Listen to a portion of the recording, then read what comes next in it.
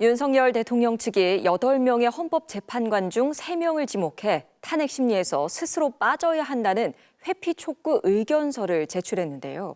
극렬 지지층에선 재판관들의 가족과 사적 관계, 오래전 발언까지 들춰내며 헌재를 공격하는 목소리도 이어지고 있습니다. 헌법재판관도 마음대로 고르겠다는 건지, 국가 최고 헌법기관이 무력화돼도 헌정 질서가 무너져도 상관없다는 건지 묻고 싶습니다. 뉴스를 마칩니다. 고맙습니다. 헌법재판관 임명 보류에 대한 권한쟁의 심판 선고를 하루 앞두고 권성동 국민의힘 원내대표가 헌재에서 인용 결정이 나더라도 최상목 대행이 임명을 거부할 것을 요구했습니다. 헌법재판소의 결정을 무시하라는 겁니까?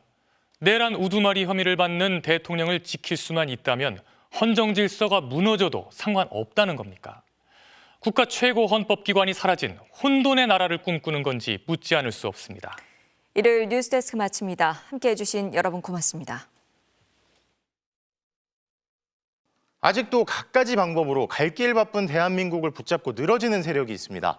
평소에 하던 말들과 달리 정치는 물론이고 경제도, 안보도, 국민의 살림살이도 이들에겐 하나도 안 중요했던 겁니다. 내란 사태부터 하루빨리 종식시켜야 국가적으로 시급한 다른 문제들을 풀어갈 수 있습니다. 월요일 뉴스데스크 마칩니다. 시청해주신 여러분 고맙습니다. 아무 일도 일어나지 않았다. 비상계엄이 2시간 만에 해제됐다며 윤석열 대통령이 오늘 한 얘기입니다. 지난 2달 넘게 국민들이 무슨 일을 겪었는지 관심이라도 있고 아주 약간의 공감 능력이라도 있다면 도저히 할 수 없는 얘기겠죠. 그래서 안 되는 겁니다. 현실 인식조차 안 되는데 과거에서 무엇을 배울 수 있고 미래는 어디에 있겠습니까? 그래서 안 된다는 겁니다. 화요일 뉴스데스크 마칩니다. 시청해주신 여러분 고맙습니다. 오늘 윤 대통령은 자신이 내란 혐의를 받고 탄핵된 것까지 부하들이 연루된 공작으로 시작된 것이라며 또 한 번 억지를 부렸습니다. 사실 내란에 대한 지적은 계엄 직후부터 여야 정치권은 물론 법조계와 학계, 진보와 보수할 것 없이 이어졌는데 말입니다. 늘 남탓만 하는 게 하루 이틀 얘기는 아니지만 오늘 윤 대통령이 정말 비겁했던 건 마치 자신이 공산 독재체제 독재자인 것처럼 자기 안위만을 위해 말도 안 되는 누명을 씌우려 한 대상이 지난 수십 년간 목숨을 걸고 바로 공산 독재체제의 위협과 싸웠던 과거의 부하라는 점입니다.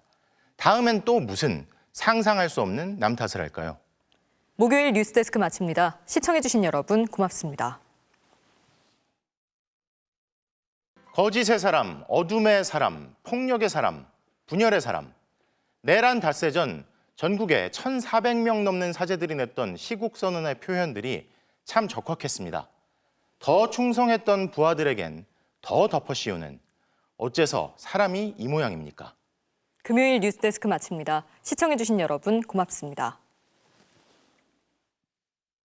비상계엄 당시 정치인 등에 대한 체포 지시를 받고 구금 장소를 확인한 것은 물론 대신할 시설까지 준비했다는 방첩사 간부의 진술이 나왔습니다. 그날 밤 내란을 막지 못했다면 국회의장과 여야 대표, 전 대법원장 등이 소리 소문 없이 사라지고 이 나라의 민주주의는 멈추는 거였습니다. 이걸 옹호하는 건 민주주의를 무너뜨리고 독재 국가를 만들자는 겁니다. 지금 이런 독재 옹호에 맞서 민주주의를 지키는 건 이 나라를 살아가야 할 다음 세대에 대한 의무이고 책임입니다. 일요일 뉴스데스크 마칩니다. 여러분 고맙습니다.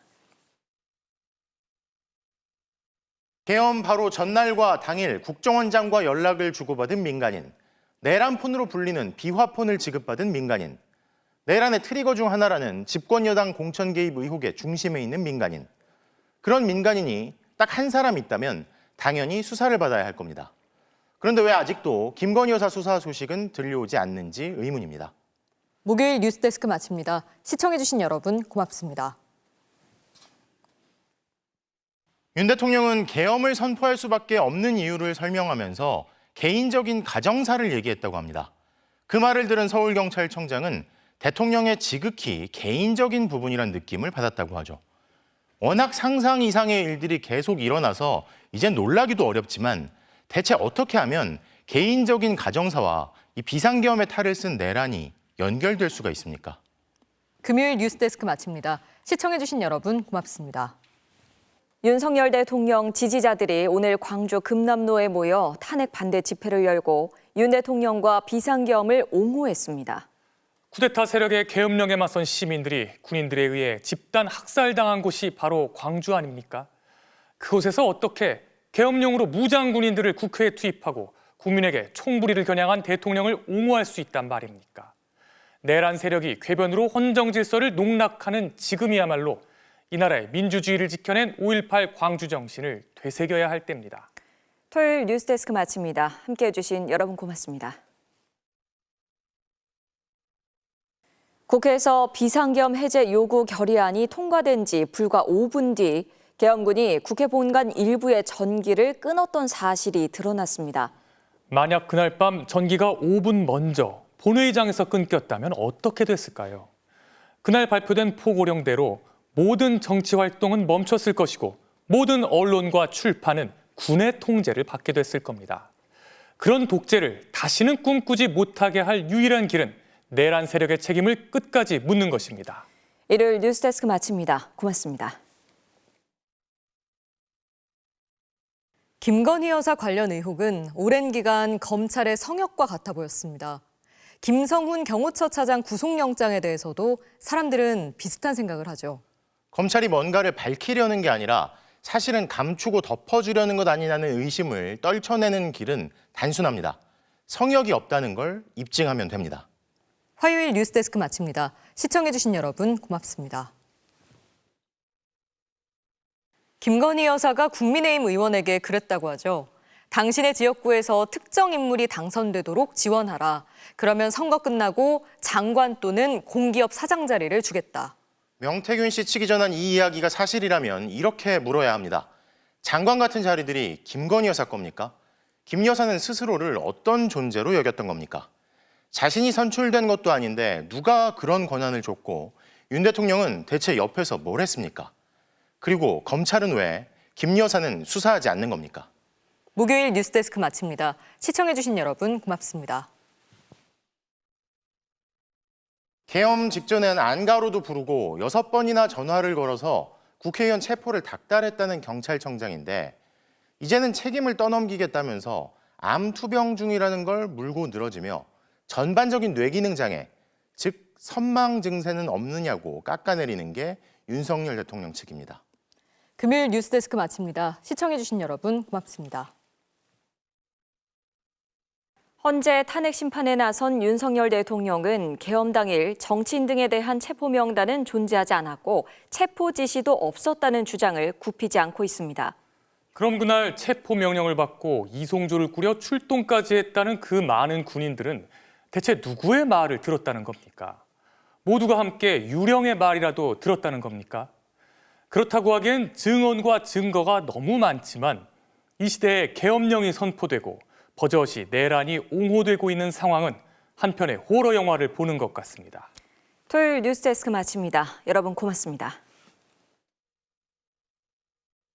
12월 3일 비상계엄 이후 하루 종일 답답함과 분노를 나타내며 우울 증세를 호소하는 분들이 많다고 합니다. 이 순간들을 똑똑히 지켜보고 단호히 맞서되 너무 힘들어하지는 마십시오. 내란은 끝내 심판받고 민주주의는 반드시 제자리로 돌아온다는 걸 우리 역사가 한결같이 증명해 왔습니다. 앞으로의 역사도 그럴 것입니다. 힘내십시오. 일요일 뉴스데스크 마칩니다. 함께해 주신 여러분 고맙습니다. 김건희 여사에게 지급됐다는 그리고 대통령을 비롯한 이들이 내란 당시 사용했다는 비화폰 통신 내역이 사라져가고 있다는 우려가 나옵니다. 눈치가 보이든 안 보이든 거리낌이 있든 없든 검찰이 할 건 해야 하지 않겠습니까? 월요일 뉴스데스크 마칩니다. 시청해주신 여러분 고맙습니다. 작년 11월 7일 기억하십니까? 윤 대통령은 어찌됐든 사과드린다며 선체로 했던 이전과 달리 특유의 포즈를 취한 채 앉아서 기자회견을 하다가 웃으며 거짓말을 하고 기억이 없다며 부인하고 다 들리는데 반말까지 했죠.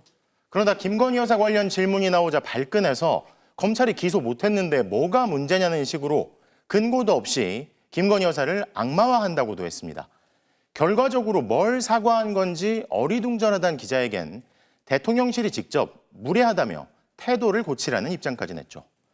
한 달쯤 있으면 비상계엄으로 싹 다 잡아들여서 수거하려던 속셈이었을 테니 대국민 담화 따위는 귀찮고 우스웠을 겁니다.